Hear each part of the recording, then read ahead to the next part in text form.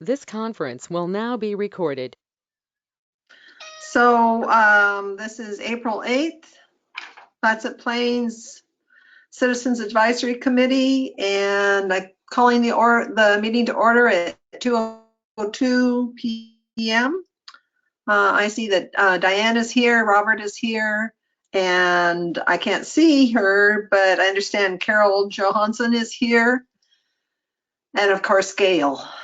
So is there anybody else that I can't see? No, there's not. Hearing. Okay, thank you, Gail. So not hearing any more or confirmed that there aren't any more. Just had one question on the review of meeting summary. I know that the county's hired a transcription service, but this note has been on here now for a couple months. Will those be coming soon, or We're what's the story? hopeful. So we have 6 citizen advisory committees. I think that we sent them 6, 12, probably about 15 sets of meeting summaries to work on. And so we've gotten the first we've gotten two sets back. Because this is a new process for them, they're sending them back to us to verify, first of all, who is speaking, and also to make sure that they've got the correct format and how we want to see things. So this is a company that does work throughout the state. So it's not just our particular set of meeting minutes that they're working on. So I think they were a little overwhelmed when we passed all these forward to them. So we're hopeful that maybe next month we'll have summaries. I wonder if you asked them Wonderful. to go in reverse order, if that would facilitate, at least we would have the most current information going forward into our ongoing meetings, because there's unfinished business frequently. Right. Yeah. If it's more convenient for the committee, we can just we'll just go back to the staff doing them, but the problem was staff was getting behind on them as well. No, I'm not suggesting that at all. Just that if they did them the most current ones first, then if we had pending issues, we would at least be able to identify whether or not we were addressing them in the subsequent meeting. Okay. But I am not suggesting at all that you go back to spending that amount of time trying to, no. Okay. So that being said, is there anything that anybody remembers from the last meeting that we need to address, or that I can't say correct. I don't know if this is the time, but does anybody have anything that we need to bring up from last meeting? Okay, well, we'll wait for those summaries to come then. And on the agenda, it says public comment and input, but there's not really anything to input on. But if there's anything that you need to say, Carol, we're rather informal in this this particular group. And so if you have something to say, I can't see you. So you'll have to maybe just speak up if you have something to say. So moving on, we're on a review of Goal 8. And actually, Mary, I did have one comment come in via email from the public, and literally just came in. This is from Carol Connell. She is the contract planner with the city of Gerhardt, but also just interested in the process. And it says that she's out of the country at the moment. She wanted to know if the trail from the Mechanicsum estuary north from the Gerhardt Ridge path through the Clatsop Plains to the Columbia River could also be added as a future recreational trail. It was briefly discussed with Goal 5, and she believed there was some consensus to add it. However, she felt it probably was a better fit with Goal 8. So we'll address that farther on in the meeting when we come to that part. Is that how it works? Yeah, I would suspect when we get to that table 3, where we look at new issues and policies, that would be the place to put it, and I will note it there so that we don't forget it. Thank you. Okay. So starting on, oh, I'm not in the right place. I'm sorry. My cat is driving me nuts. So let's go ahead and go over existing goals, policies, and actions. Goal 8, recreational lands. Starting, okay, she's gone. Thank goodness. Sorry. There are, so distracted now. So let me open this up. Comments on table 1. I had a question on the overview in the first paragraph where just the language to provide this citing of necessary recreational facilities. And I'm not sure what that actually means for the citing of necessary recreational facilities. What a necessary recreational facility is. Well, that's what we need to determine, and usually it's the Parks Division that would make those determinations. They go through a regular, well, not so regular these days, but through a master plan process, sort of like we're doing with our comprehensive plan, but specifically for parks, to look at future demographic needs, future trends, things that they may have heard that people are clamoring for, but the county hasn't yet provided. So really what we'll be doing with and what we have done with goal 8 in our comprehensive plan is just pull the recommendations from the approved Parks Master Plan and take them and copy them over to here. So the Parks. I'm sorry, would necessary be things like porta potties and parking, or it's the word necessary that's confusing my understanding of what this goal is, where we're going with this goal. Okay, so necessary is whatever we as the county community decide is necessary. And you'll see on table 1 that included with that the Recreational Lands Planning Advisory Committee has made recommendations about restrooms, ADA compliance for restrooms. There's discussion about parking in there. So it includes not just the physical space itself where people are recreating, but the amenities needed to support that. Okay. Thanks. Mm-hmm.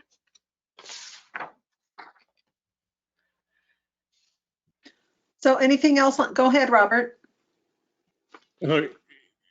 Just a broad thought. This is really an interesting area because, like, Department of Forestry used to have a person assigned to recreation, and then they quit doing that. You know, but it's still, when you look at ODF recreation, there's still maybe 40 times where they discuss the topic. I used to serve on the Rec Lands Advisory Committee back in the 90s. And, you know, there are just a lot of people with some interest in it. But I think they all require a little bit of follow-up. Like I know one of the things that we'll come across here is any revenues that come out of county-owned rec lands should go back into county-owned rec land. Well, that's always been there, but it has always been ignored. You know, so it's a fun topic because you have state parks, forestry, county parks and recreation. You know, I expect we could generate 15 or 20 entities that care about it, be it scouts or whatever, and yet it doesn't run itself. You know, so I think this is an interesting topic that you know, while I have the air, there's a piece like eliminate conflicting provisions of the Clatsop Plains Area Plan. Well, what the hell is the Clatsop Plains Area Plan? The land northeast of Camp Riley should be kept in county ownership. What are they talking about? You know, and with that, I will drift away and refine my screen.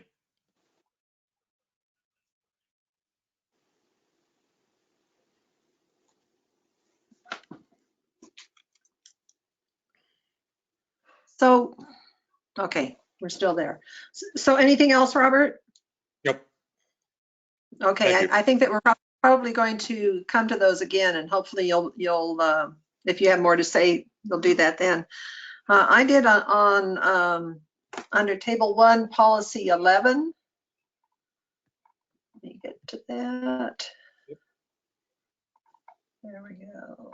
Action. And that's exactly what you were talking about, Robert.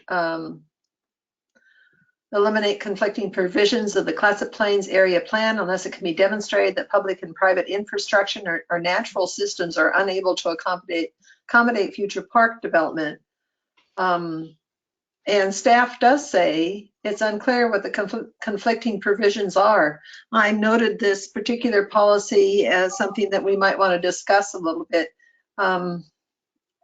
It didn't make a lot of sense to me. Can you expand on that at all, Gail? Or are you confused as we are?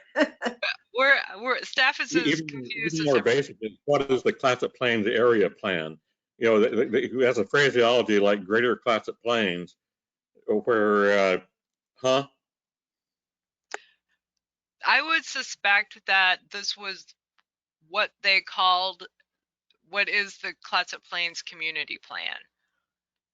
I think when we drafted the comp plan, I think we were a little loose in our terminology, but I am not aware of a Clatsop Plains Area Plan that's different from the Clatsop Plains Community Plan, unless anyone else is aware of something. the earliest date that I saw this phraseology was around 2007. And then after that, it kept being quoted from that 2007 usage.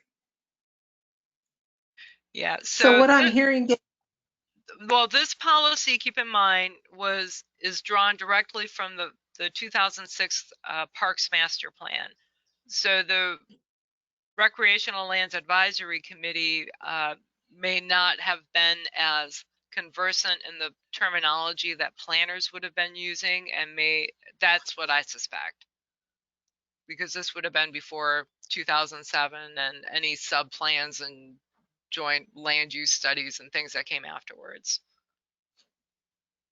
so would it be fair to say that we might make a recommendation to change the wording to Clatsop Plains Comprehensive Plan? I think it's technically called the Clatsop Plains Community Plan. Community plan. Right? Sorry, yes, community plan. Or the Clatsop Plains element of the Clatsop County Comprehensive Plan. Yeah. Which terminology do you want to use? Well, if this is, Go ahead, Diane. if it's to inform the planning commission, then Robert's suggestion, it's an element of the comprehensive plan, probably makes it more, gives it some longevity and makes it more understandable. Clatsop Plains element of the Clatsop County Comprehensive Plan land use. Yes, it's wordy, but I think it's specific. So, which, given the other language, is probably helpful, like conflicting provisions, which we don't know what those are. And I guess that would be my other recommendation, is rather than the RLPAC recommendation to delete it, we should determine what the conflicting provisions are, what they think they are, and retain it or get rid of it depending on whether or not they're relevant to the plan, to the county's comprehensive plan.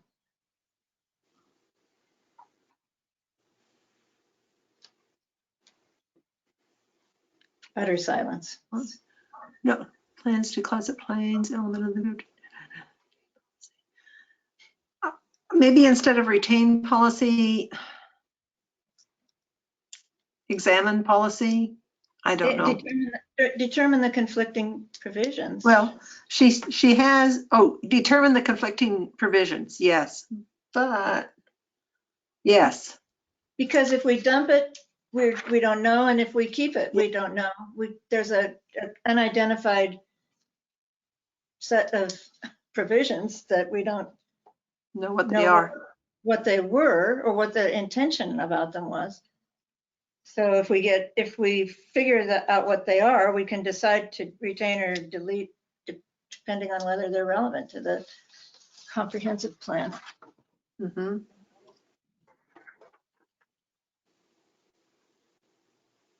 And you will be looking at the recreational policies specific to the Clatsop area, Clatsop Plains, whatever we're going to call it, area plan or community plan or Clatsop Plains element of the Clatsop County Comprehensive Plan land use. That's all in table 2, and that may help better determine which way we want to go with policy 11. But Gail, do you have an understanding of what those conflicting provisions are? I don't know what they are. Okay. Thank you. Any other discussion on that? Moving on. Can we go Go back ahead, to, Diane. I just had a couple very small little, Yeah. at the policy 2 at the beginning of table 1. Mhm. The staff recommendation at the RLPAC recommendation to replace stream with waterfront. I don't think that, I think we should add waterfront and not replace it because they're not the same. Waterfront doesn't include stream front. It typically is like riverfront or ocean front. So I just think you need to add waterfront and not replace. Not replace stream with waterfront. That's policy 2. That's weird. Retain existing county-owned stream front properties, and if we say stream and waterfront properties identified, then you've got it covered. You've got them both covered. We're covering both dry stream. We're covering that way both dry streams and wet streams, Diane. Yeah. Okay. We want to hang on to whatever county-owned, either wetlands or stream or waterfront or whatever, but it should be more inclusive, not less inclusive. I guess that's what I'm saying. And I think waterfront makes it sound a little bit more like those are specific to ocean and river front properties. I know that Yurtla would like to include waddies and dry stream beds. Should be turtle in whatever, however that would go. Tortoise should be a tortoise in heaven. Okay, and then the yeah, nothing else. 3, I would say retain and implement the public forum for citizens, because I don't know that a public forum for citizen input regarding the future changes has actually ever been implemented. But I could be wrong. Do you know, Gail? I'm not aware of a specific public forum outside of the meetings of the advisory committee. I think that's all it's talking about is, it's back to Gail getting to wordsmith that all they mean is Recreational Lands Advisory Committee purports to be a place where people in the county can talk about recreational lands and offer their free advice. So it is a public forum, just like any. And it's already, I don't know, even our CPACs, the public, the notification to the public of these advisory committee meetings seems not fully, not very broad. But, you know, maybe that's broad enough, maybe that we don't want to junk it up, but. It's on the county calendar. You know, if you ever want to Yeah, that's true. go. If there's an interest there, it may be, but I think some people have interest in more specific issues in their own, you know, issues that don't go to the county calendar to see when the issue that they're interested in is going to be publicly discussed. So, and, you know, that's a moot point and we don't need to beat that dead horse. Move on. What recommendations would you have, Diane, about I how? would just say retain and either, you know, somehow enhance the notification, the county notification system, but I don't even know if that's realistic.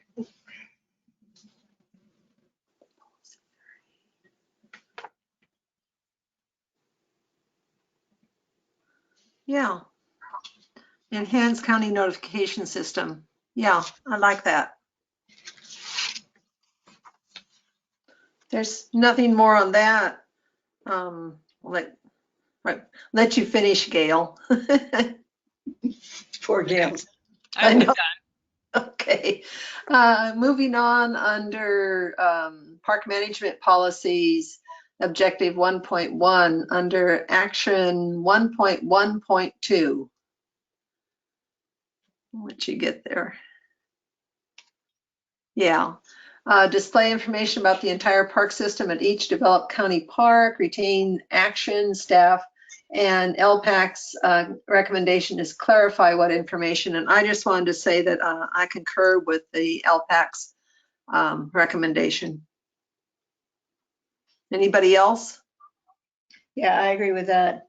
And maybe add some sort of cultural competency to that.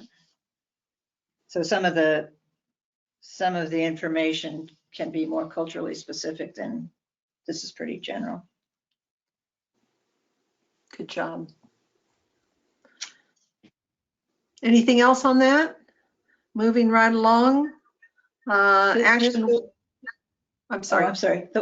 Just the one below it, there's a typo. And now 113, work with producers. It says producers or area recreational maps, but I think it's producers of recreational area maps. Yep, fix that. Thanks, Diane. Yeah. Good job. And on action 1.1.7, I think I'd like some input from you guys on what you think.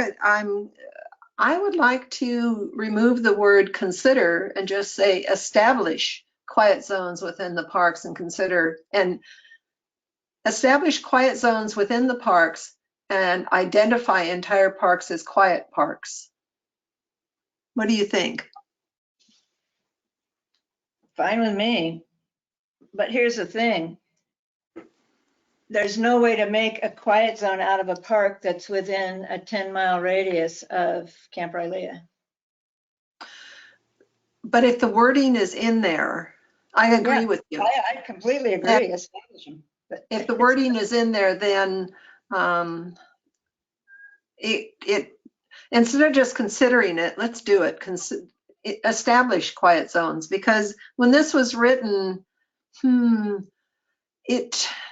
noise pollution and light pollution may not have been a consideration at that time, but they certainly are now. And given population growth, population movement, not necessarily demographics, but population movement, this is going to become increasingly important. And I do have a little idea later on when we get to that part.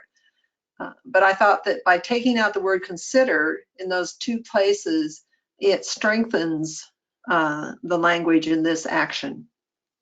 I agree. I think it's a great idea, but it's going to be implementation. I mean, there are going to be, even with the exceptions that are noted in the action, there are going to be violations. Absolutely. And they're built into the location. If you look at the map, the location of most concentration of park and recreation areas is the area that's in the closest proximity to Camp Rylea. There's that cluster that are all those, you know, with the northwest corner are all negatively, or I shouldn't say negatively, are all impacted by the location of the firing range. Mm-hmm. So I'm just saying, I think it's a great idea, but it's going to be a constant violation of quiet zones when they're doing open range firing. While you have mentioned, Mary, and Diane supported, I want to add my support, that combination of not only noise pollution, but light pollution. Yeah. You know, I still can marvel at the pulsing night sky. We used to just be able to stop here at the farm and look up at a pulsing night sky instead of seeing this orange dome over Warrenton big boxes. So I don't think it's really separate from the peace and quiet. You know, so somewhere not totally disassociated with it. Yes, that light pollution, trying to go back to a day when people would turn off their lights instead of brightening the entire sky. So I'm concurring with you. Yeah. I heard something in the last week of what a tiny percentage of people in the nation have ever even seen a starry night. Yeah. Yeah. And, Yeah. And those, and that, all we can do is put in language that at least directs our actions for the future and protects what we can. But I'm with you on that. Anything else on this? it's not too hard. It's not like if you have lights, you have to turn them on. It's something that if, you know, as fewer people have ever seen a pulsing starry night, and fewer people even care, but it's as simple as flipping a light switch in many cases to, you know, to suddenly have a pulsing night sky where the aurora borealis can even be seen. I think those are great concrete examples of how to implement this plan. This is the direction, and that's the implementation in my thoughts. But yeah, totally agree with you. And Mary, I just want to clarify so that we don't establish false hope. This policy refers to quiet zones within the park for noise emanating within the park. So Okay. it's not a quiet zone where there's going to be a 3-mile buffer around a park where no noise activities are going to occur. So I think it's great what you've proposed, but I just want to make sure that we understand what it's realistically going to do. So. Thank you. Thank you for that clarification, Gail. Moving on to action number 1.3. In the LPAC recommendation, oh bother. Could we just back up one? Sure, because I'm lost. Just the one right above it, the implement a noxious weed control program, and our LPAC's recommendation continue to, but is there a noxious weed control program now? Do we have one? There is, and I believe it's the Soil and Water Conservation District handles it. Okay. Yes. And absurdly, I am some kind of a weed control officer, you know, which will give you some sense of how well it's enforced. And those weeds only refer to, sorry, go ahead, Robert. May is Scotch Broom Elimination Month, just as a reminder. Oh, and they only refer to dry land weeds. They don't refer to aquatic weeds. I think the focus has really always been on stinky bob and other dry land weeds.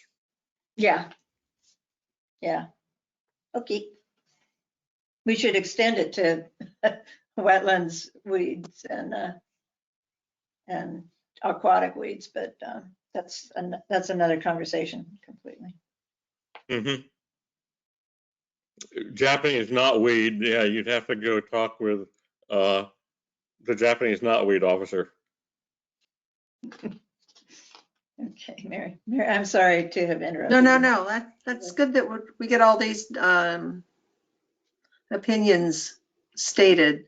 I wanted to talk about action 1.4.6. Consider implementing ADA standards within existing facilities. And Mary, did you have something on objective 1.3? I thought I did, but I didn't. I am mistaken. So jumping to, yeah, thank you so much. The LPAC, go ahead. Yes, on that, there is somewhere in this list, it references that we need to retain the county-owned land northeast of Camp Rylea. I looked at the assessor's map. I have no idea what they're talking about. So here it is specifically talking about hanging on to county-owned land of some use, but somewhere else in today's package, it refers to specifically county-owned land northeast of Camp Rylea. Are you familiar where that is, Gail? Off the top of my head, no, but hold on.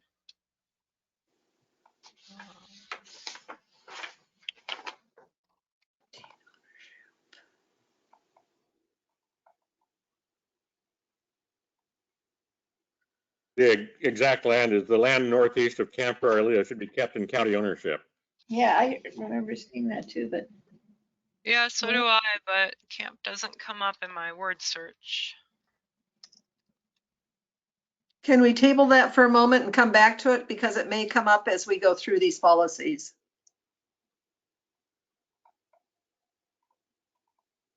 Is that okay with you guys? Yep. Okay. So on action 1.4.6, and this is consider implementing ADA. Staff recommendation, retain action, or LPAC recommendation, remove, consider, identify areas where accessibility should be improved. And I think that we should leave consider in. Thoughts? In other words, leave the action as it's stated. Instead of consider, just implement? No, leave consider in. Okay. And the reason that it just gives a little more flexibility. Of either doing it or not, implementing or not implementing? Yes. Is that an option? Well, if you say consider, I think that is an option. But if it's not, it's a. Well, the staff recommendation addresses that, doesn't it? The county will analyze why facilities are underutilized or derelict and enact corrective measures before decommissioning. No, we're on ADA 1.4.6. Oh, I'm sorry. I thought we were on 1.4.8. Oh, ADA. Oh, gosh, I'm sorry. I jumped down one. Okay. That's okay. Yeah, sorry.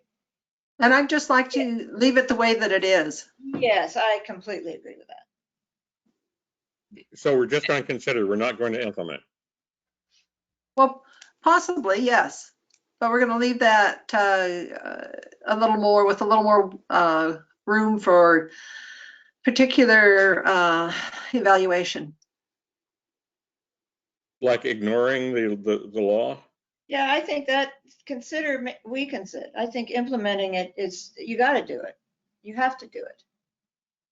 So Gail, were you going to say something? Yeah, sorry. So we're talking only about existing facilities right now. So there's technically not a legal violation. New facilities do have to comply. But the existing ones, unless we are making significant changes to the park, the parking lot, the amenities, it can stay as it is. So my thought is by leaving the word consider in there, it just allows more flexibility, and they are existing facilities. They've been okay as they are. We can put ADA in, or we can use those funds for something else like establishing quiet parks or something. Well, they're okay as they are if you're not disabled, but they're not okay if you are disabled. So I what know I'm from- So what I'm hearing from the committee is that you want to take the LPAC recommendation to remove consider. Is that correct? Yeah. Okay. Yep. Where Okay. possible. I mean, if it's not possible, then, it's not possible, but. So the next thing that I have is farther down, quite a bit farther down. Wait a minute. You were just talking about decommission underused derelict facilities, Diane. Yes, and I Something you just want to say on that? no, I think the staff recommendation is exactly right. Okay. And I just misunderstood which one we were on, thinking that you were suggesting we replace the Yeah. analysis with the consideration, but no, the staff recommendation is right on this one. Perfect. So the next, I don't know where it is, but there was an expression, Fort Clatsop National Park, that was used somewhere in this, and that just needs a tweaking because Fort Clatsop National Park does not exist. Mhm.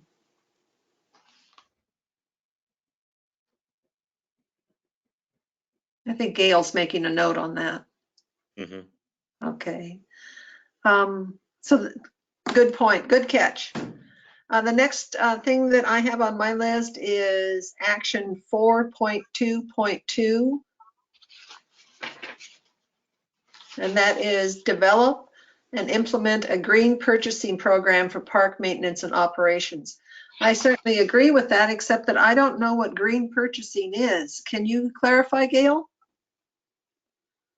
Yeah, my understanding from the advisory committee discussion is that it's things like purchasing low chemical or no chemical types of products, buying local whenever you can, things that just reduce the carbon footprint of what they are purchasing.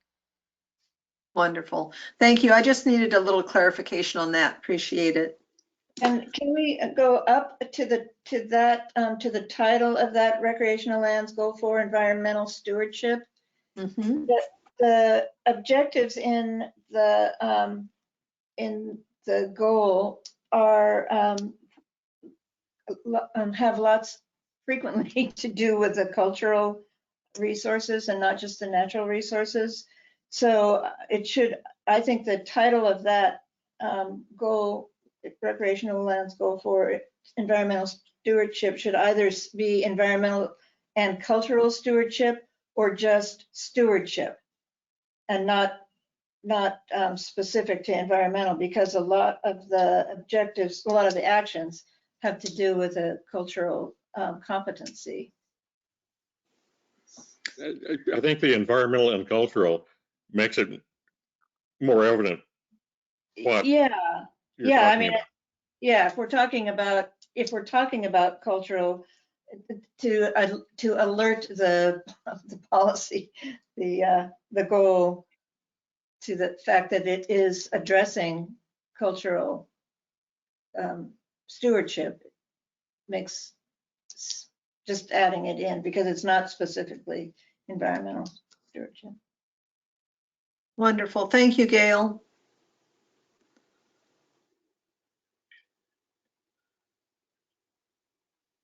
Oops.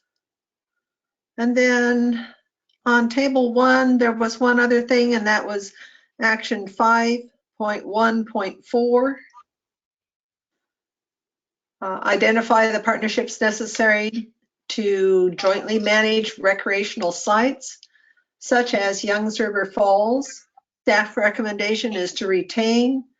LPAC recommendation is retain, but strike Youngs River Falls.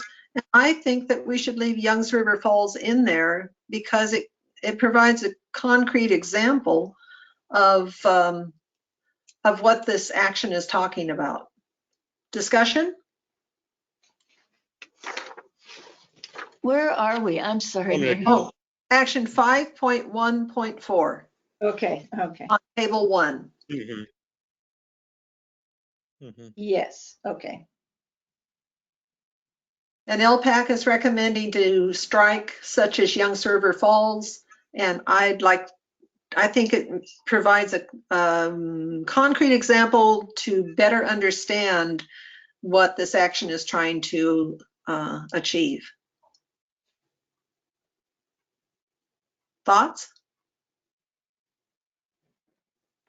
Yeah, I don't have an opinion about that. I can see it either way, that putting Youngs River Falls in limits the partnership concept, but it also defines what we're talking about. So I can see it either way. I agree with Yurtle's mom. I'm sorry, Robert, say again? No, don't say it again. I agree with Yurtle's mom. Yurtle is the name of Okay. it. Don't be distracted here.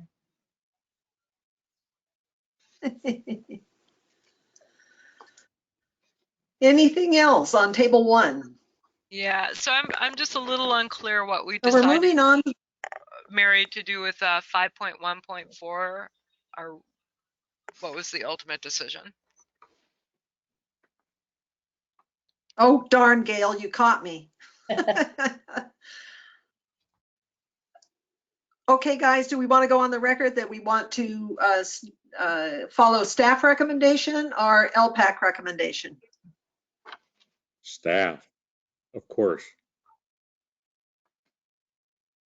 So And we leave Diane, Young- you said you, That's fine with me. You- I see it both ways. I see it being Yeah. meaningful both ways.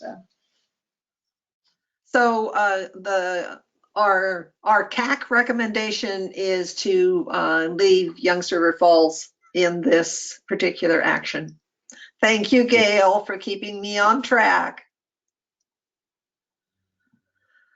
And moving on to table 2, we're on the Clatsop Plains Community Plan. Any comments? It's a lovely place. This is where you were talking about, Robert. Policy Definitely. 2. Policy 2. The land northeast of Camp Rylea should be kept in county ownership. Mm-hmm. So what did you want to say about that? What the hell are they talking about? I looked at the assessor's map for county-owned land northeast of Camp Rylea, and I see 4 little lots along the railroad or something. I don't know what they're talking about. There was not. I didn't see anything there that seemed of significance. Yes, a Spirit Lake up there near Diane, there's a little piece of county land, but that's not exactly northeast of Camp Rylea. No, it's northwest, actually. So it looks like this is not exactly addressing what you were talking about, Robert, but staff comment recommendation, second paragraph, rewrite policy to change county ownership to public and nonprofit ownership, which would change your search, Robert, because it wouldn't just be public, but it would be also nonprofit. Does that make a difference? It really doesn't. When you look at what in God's name are they talking about, yes, there used to be a watchtower where you'd see if there were Japanese planes coming in to bomb, but that's the only thing of which I'm aware along Clatsop Ridge. Something that was always thought of as, gee, we need to save that for historic reasons. But I don't see anything that is obviously county owned, period. Mhm.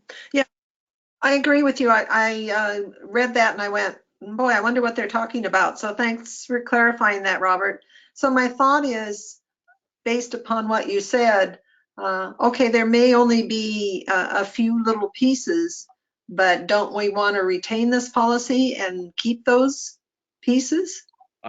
I don't even think they're itsy bitsy pieces right now. Yes, there was the BPA easement, that used to be of concern, how to bring in cheap power for an aluminum smelter. But here we go. Gail's bringing it up.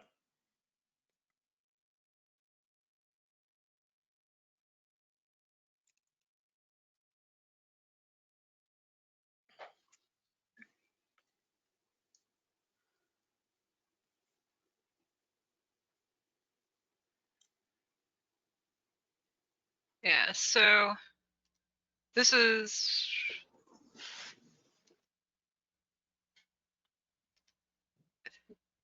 So northeast of Camp Rilea, tra-la. County doesn't own much in there. we don't, and that was my comment as well. A lot of it's owned by State Parks and Rec. Some of it I think is owned by North Coast Land Conservancy. A lot of it's in private ownership right up against US 1. So the public-private ownership language does kind of take care, I mean, public nonprofit, not public-private. Public nonprofit language does take care of at least it identifies the. It'd be nice to know what it is we're trying to save. Yeah, and there used to be a Stagecoach Road that, it went from Perkins Road over the hill there, that in my youth, I was actually able to drive with a 54 Buick. And then the county vacated that just so it would not be used. Well, I think that's all I go ahead. go. Go ahead, Diane. Well, I think that the fact that it's habitat and that it's just protecting it from development, I think is what the language is intended to do, which whether it's owned by public, whether it's held in public or nonprofit ownership, it still needs to be a protected habitat. And not lands northeast Camp Rilea doesn't give you any sense of how far they're talking about. Yeah, that's true. That's true. I think, and most of that, it's just not, quite a lot of that land was already annexed by Camp Rilea in order to dilute the sound noise problem. I think over 3,000 acres of what used to be Crown Zellerbach land, it's forest, was forest land anyway. So I know that we did, it looks like support staff recommendation previously. Is there anything else that we want to add to this? I only brought it up mainly because that you had brought it up, Robert, and I ignore that. Yeah. The dune area west of Sunset Lake, that's already been disposed of by the county. Mm-hmm. For what purpose? To make to pass it through a couple of hands to become part of the national park. Oh, okay. They couldn't turn it into a golf. Okay, yeah. Mm-hmm. I think that what we're really trying to discuss here is whether we're going to rewrite the policy to change county ownership to public and nonprofit, and I would support that. Thoughts on that? I'd like to know what we're trying to protect. We're not going to. It seemed like the mouse that roared if we're talking about being worried about the federal government doing something with those dunes that went through gyrations to get it from the county to the federal government in the first place. That, you know, just to say, I think we can gain ground by reducing our blather. You know, so unless we have a point, eliminate words. Well, you take the Sunset Lake Dunes area out anyway, because it's already not part of the county's inventory. But I still see some value in protecting the ambiguously named northeast of Camp Rylea property, in protecting it against development for wildlife preservation. And it says scenic. It's not very scenic, but even though it says scenic. But. Well, in Seaside, it's considered scenic. It's like being turned into house lots. You know, yes, that's what I'm talking. That's why protecting it seems. Yeah, I support Diane too there, and our definition of scenic right now could be very different in the future, because we used to consider swamps as just unsightly and needed to be drained, and now we value them for what they really are. So we may not recognize what a scenic area is right now, looking in the future, but I would support staff comment recommendation. I know it's the mouse that roared, Robert, but at least we roared. Anything else? Do we fine with me. Do we want to delete the phrase dune area west of Sunset Lake? Yeah, because it's not in the county's inventory.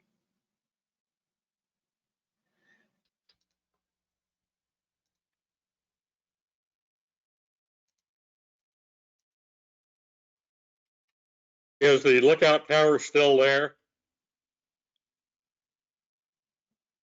I don't know. I know.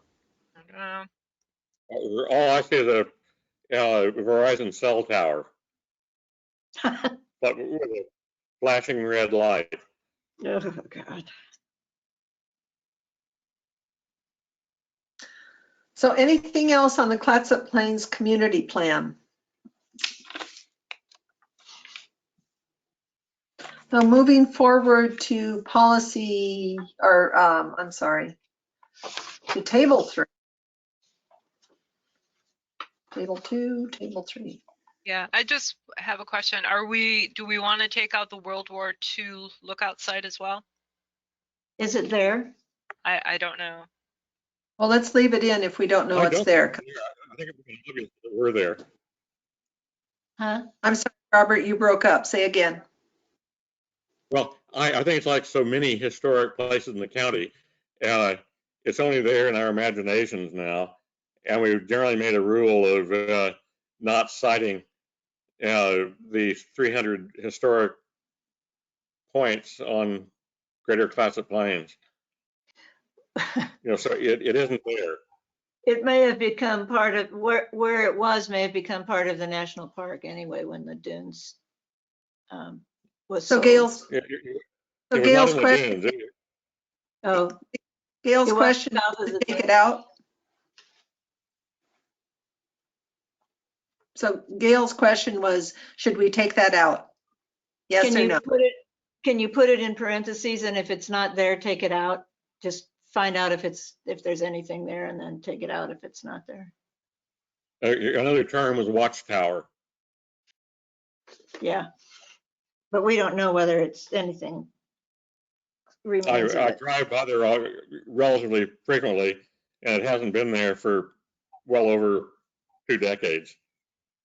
Well, then kiss it goodbye.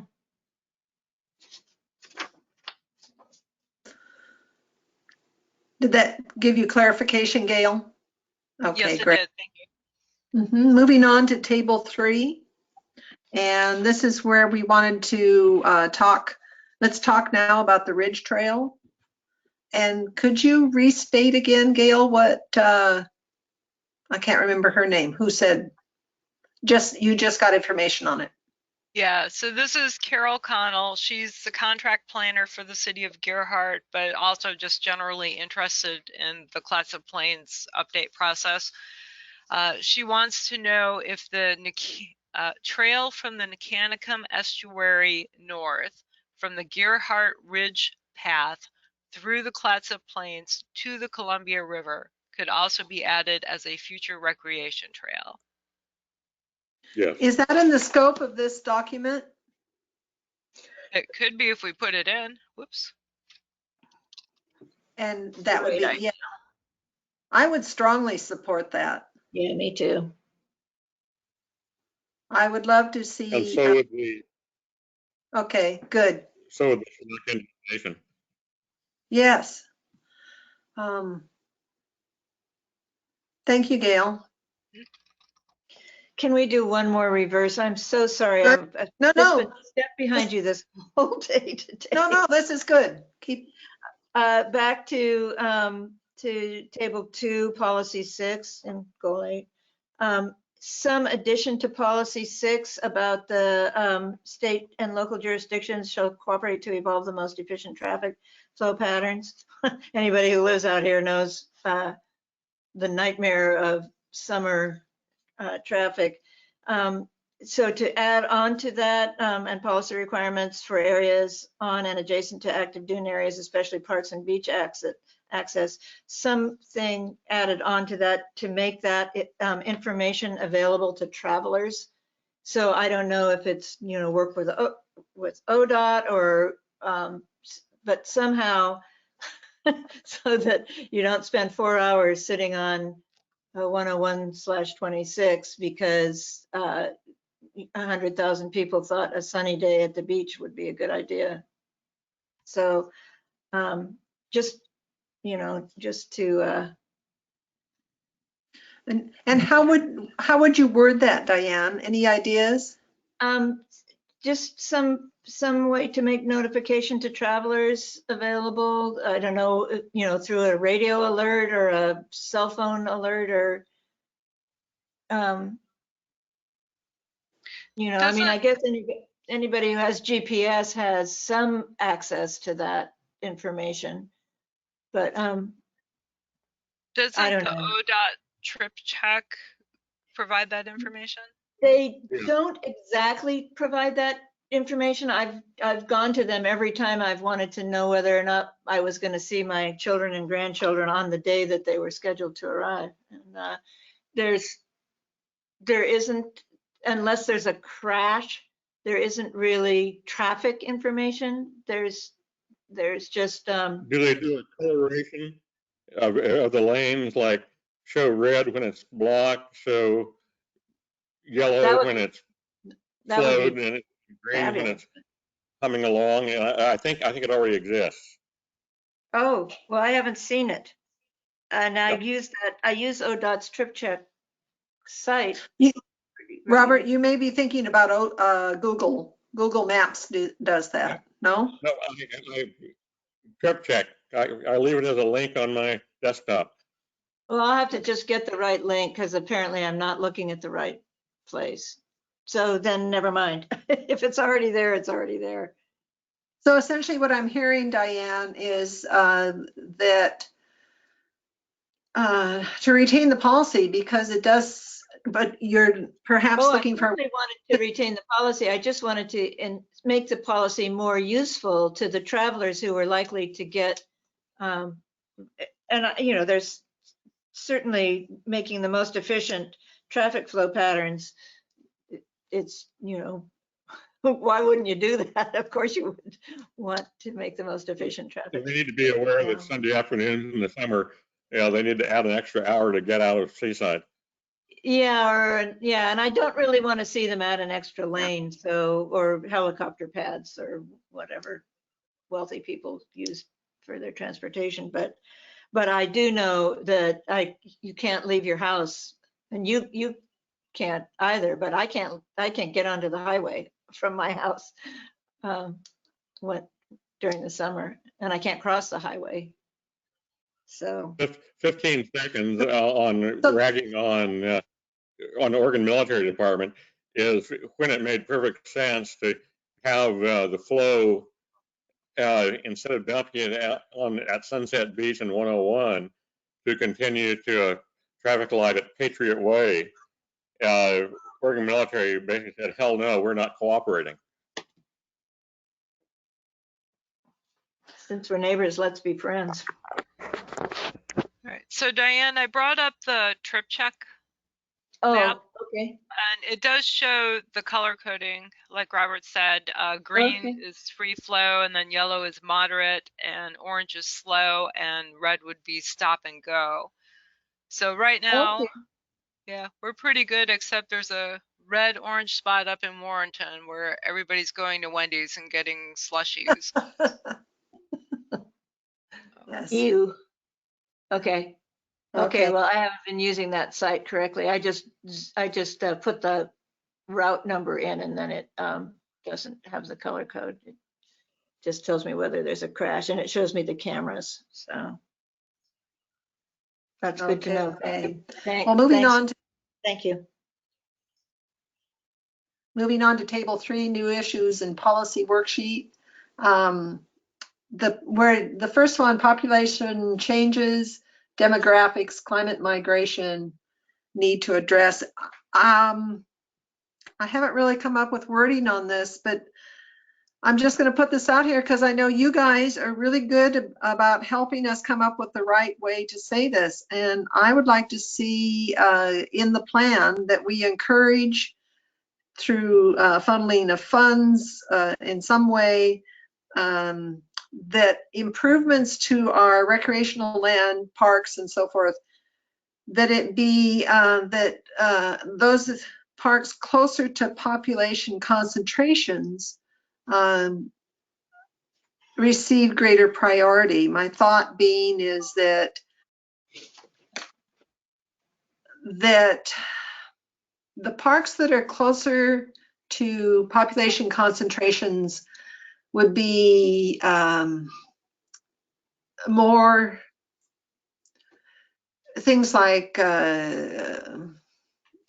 funds would be developed for things that people are more used to in parks that are from urban areas, picnic tables, shelters, volleyball net or badminton net or something like that.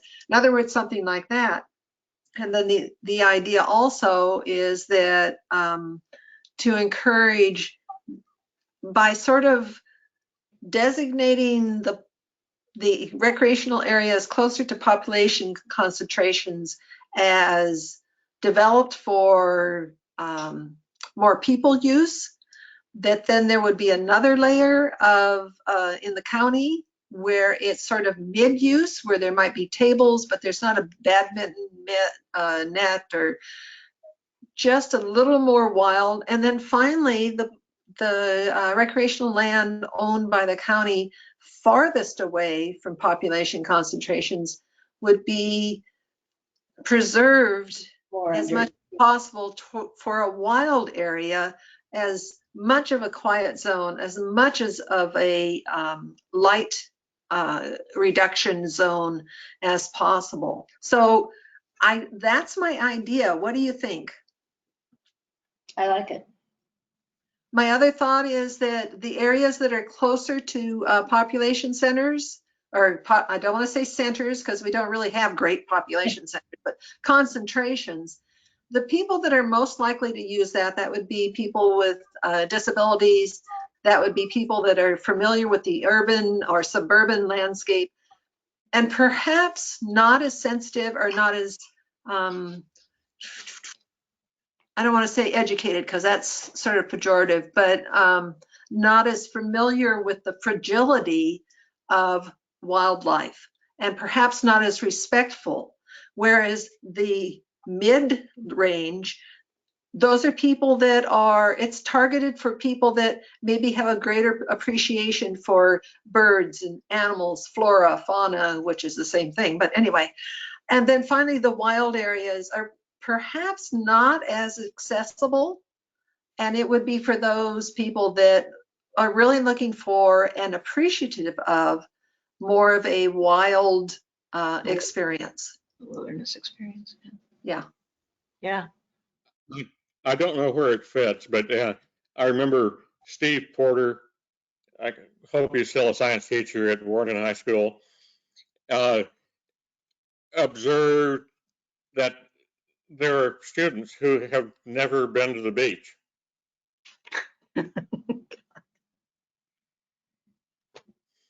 Yeah. Period. Yeah.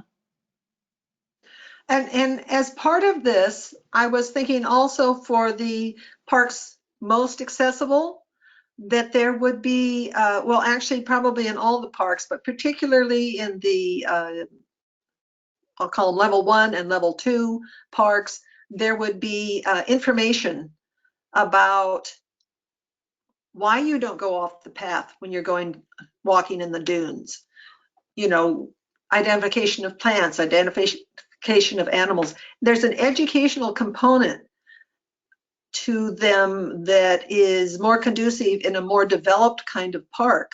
But when you get to the wildlife park, you can have the same thing, but again, it's more of a wilderness experience. So I don't think the county at this time has that type of classification of parks, but I would encourage the county to do that as we continue to get more people coming in. They're not going, we can't build a wall because that doesn't work to begin with. So our best chance of preserving what we have is to get people in the appropriate areas, educate them so that then they can appreciate the areas that we're able to leave wild.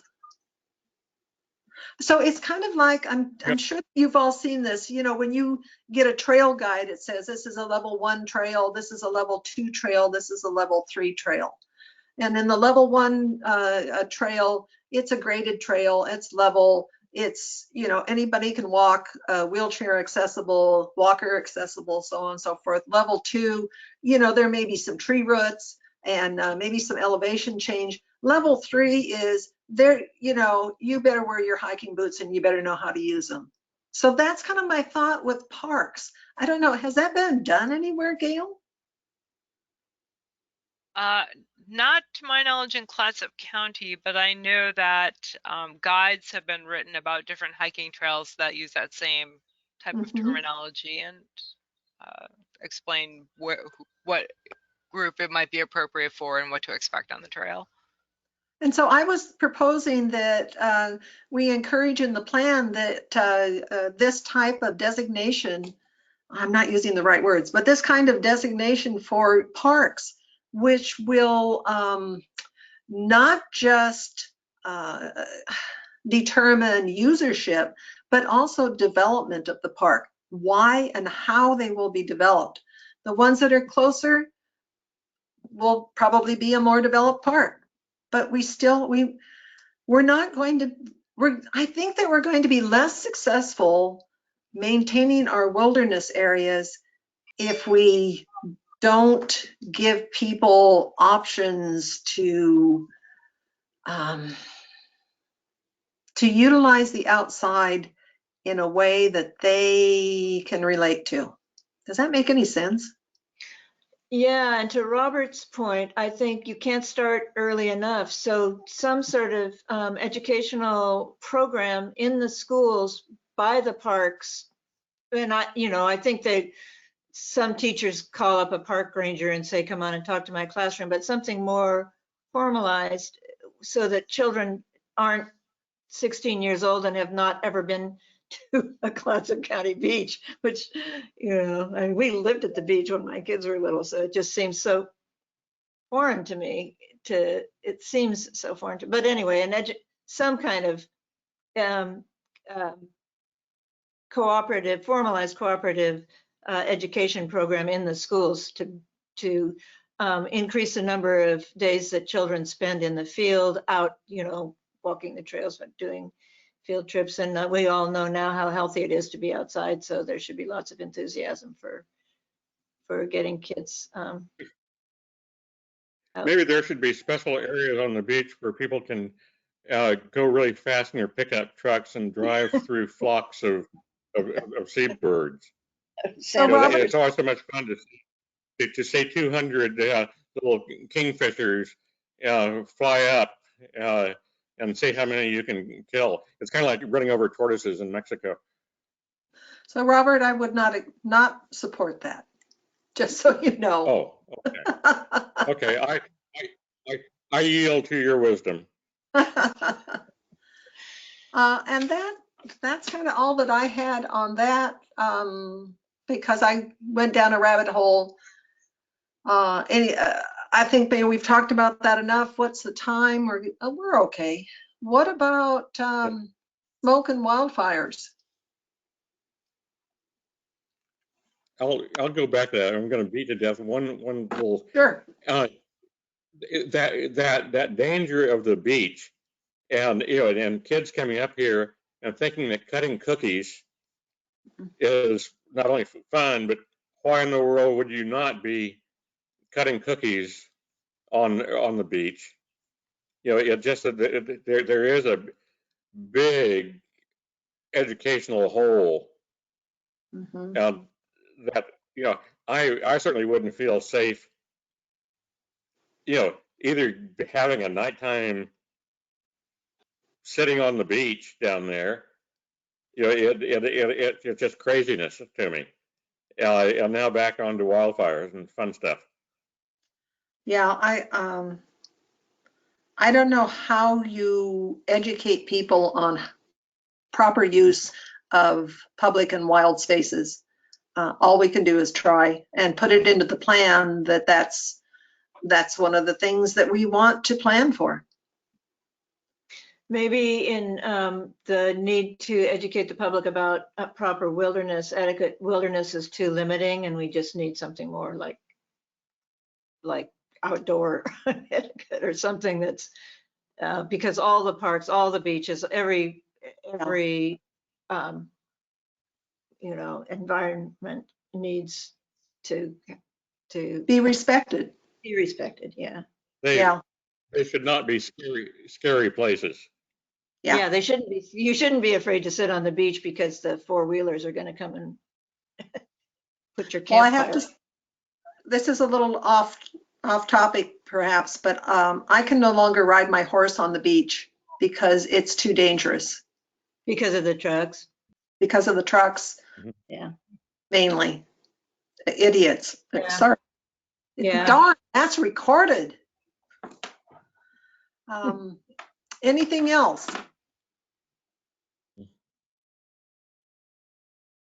Smoke and wildfires. That's a really broad topic. Gail, can you give us some direction on that, on what you were thinking about there? Yeah, this actually was, I think, something that was discussed at the Reclands Advisory Committee, and just about how smoke and wildfire could, obviously wildfires can destroy your entire park and your wilderness area and your amenities that you might have out there. The only thing that I could come up with was working to educate visitors, and it's not just visitors, but residents, about the fact that there is a wildfire risk, especially during certain times of the year, and help promote those safety measures and just general good behavior. I fully support that. Yeah. Mary, you're having mentioned nags. Do we need to make sure there are equestrian paths where you can do something nice like get from points A, B, and C to D and F via your nag without danger? I appreciate your bringing that up, Robert. Yes, we do need to make provisions for non-motorized trails. And the non-motorized also needs to actually kind of include specific trails designated for equestrians and hikers only, because the cross-country bikes are just as dangerous In fact, more dangerous than the motorcycles because they can't hear come them. up on you silently. And so yes, thank you, thank you, thank you. I would love to see, I mean, this is just my dream. I would love to see if we were able to recreate a version of the ridge path from the Mechanicum all the way north. I would love to have that designated out of respect for the indigenous people as a hiking and equestrian trail only. And I think it might even be an ecotourism attraction. I hesitate to say, but it could be because this particular trail has historic significance. And so I know that there are events organized that go along portions of the Oregon Trail. Well, this would be so cool if we were able to, I don't think that we can recreate the whole thing, but at least maybe a significant portion of it in terms of from a cultural perspective and have signage along the way. Oh, you got me off on another tangent, but thank you. Yeah, I really. Shame on me. What's that? Shame on me. uh, Tangents are my bailiwick, Mary. So can I digress just a little bit or backtrack, Diane? I'm going to backtrack. Is that okay? Fine with me. I did have a few thoughts on the park designation system. Again, much like the way that trails are graded, but the closer to the population centers would be ADA compliant. They may have set up for a volleyball net, fire pits, and easy trails. The semi-wild would be less ADA compliant, so you might need a cane or not a wheelchair. There'd be tables, but not a whole lot else, so that if you wanted to go and take a picnic or something like that, you could do. And again, the trails would be a little harder. And then of course, the wild areas, the wilderness parks would be in, I don't even know if they'd have tables. They might just have paths. Anyway, a little detail, drilling down a little bit on that, just some thoughts. Okay, I've said my piece. Is killing wildlife included in recreation? I don't think in this particular goal, you're talking about hunting. Yes, hunting. Or just the sheer joy of killing anything that's alive. Like my neighbor, if he sees a bear, a bear is there to be killed. It's just a perspective. Mm-hmm. I just wonder if that's considered recreation. I don't think so. Okay, thank you. Okay, anything else? There was, oh, come on, wake up, computer. There was an excellent letter as part of our packet from Nadia Gardner. I did go through on each of her comments, and I thought they were all good. Yeah, me too. And I'm assuming the parts that she has questions on, Gail, did you get back to her on that? I mean, you don't have anything else to do, right? No, we did have a brief discussion about this Goal 8 with the Planning Commission a couple of months ago, and she forwarded these afterwards, so I haven't actually responded to each one, no. Yeah, I thought she had a lot of good points. I did have one question in there on 4.2.1. She says probably have an NRI in one of the plans. What is an NRI? Natural Resources Inventory. Oh, there we go. Sounds good. Oh, and then something that she put in that I hadn't thought of, and that is minimize use of herbicides and pesticides and use best management practices. I thought that was good. And yeah, just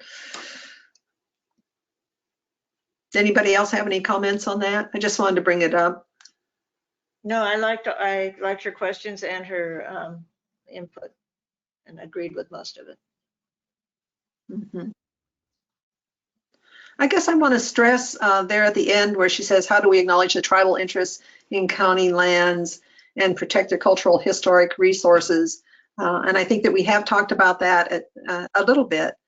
But in terms of what the topic that we're on today on recreational lands, I'd really like to see that in the signage that is proposed in what we've discussed today, that we're sure to provide that historical context, not only of the Native people, but also early settlement, because I think it's all interesting.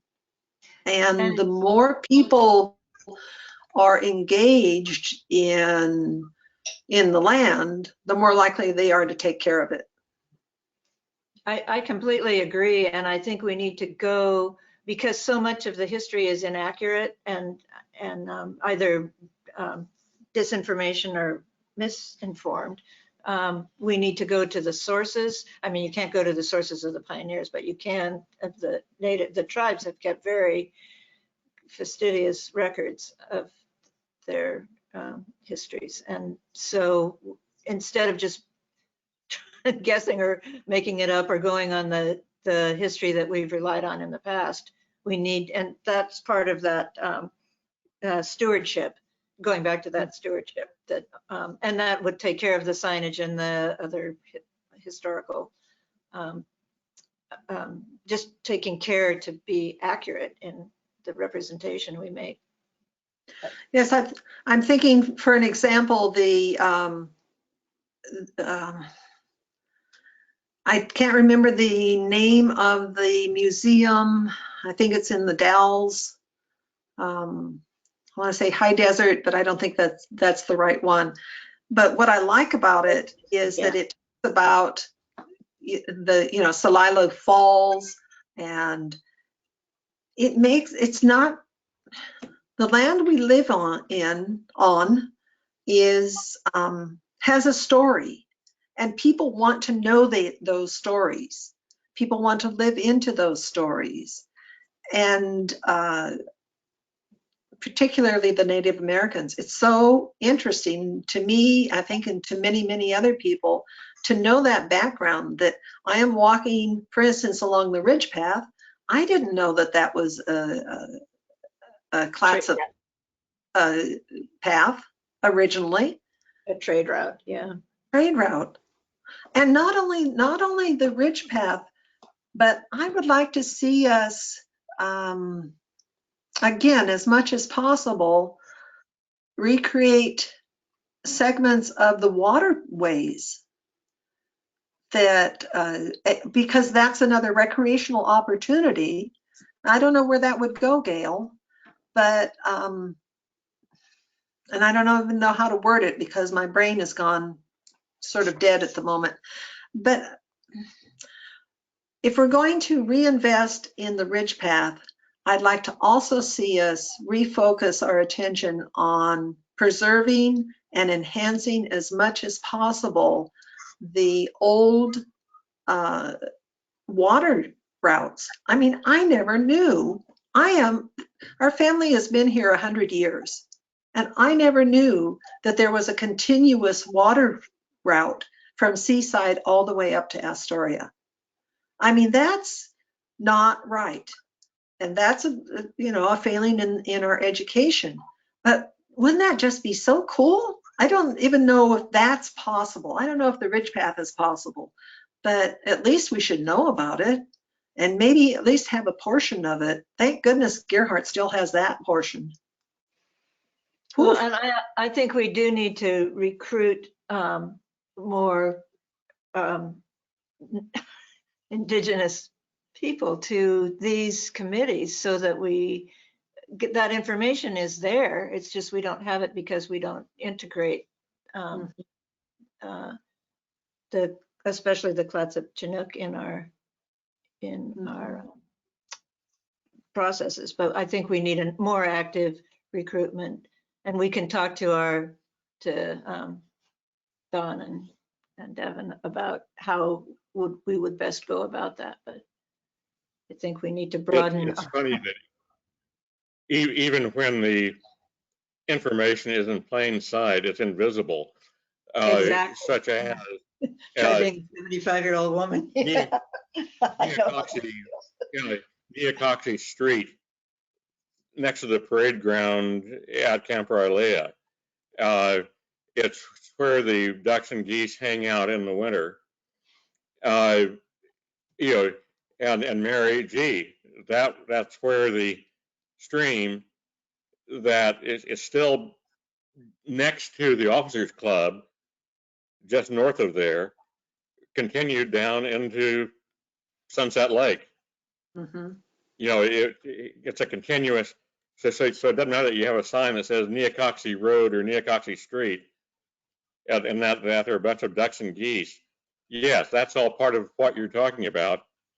That was the continuous loop that horseshoed from down at Cullowhee Lake Road and 101, across the road, back whenever. And that's why people crash and die, because it's an over 100-year-old road, and they don't expect it to curve like it does, the same place it's been since Mary was a dream of her grandparents. Yeah. Okay, well, Gail, thank you so much for getting this all down. Really appreciate it. I know that we're kind of early, but I'm out of things to say. How about you guys? Okay. Hearing nothing, I think that we're going to go ahead and adjourn. All those in favor?